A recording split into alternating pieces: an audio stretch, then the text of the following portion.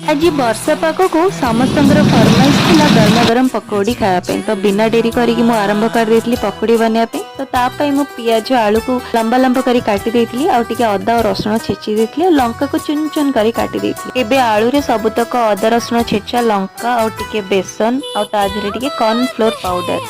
टिके cornflour powder पकेले क्रिस्पीपन आसे ता देहरे गोटा रसुण पकेकी पानी देकी मु गोले देती और टेस्ट हिसाब रे लुण केबे पकोड़ी रे आपण जदि गोटा रसुण कि रसुण छेचा पकई ना ताले पकईकी ट्राए करंतु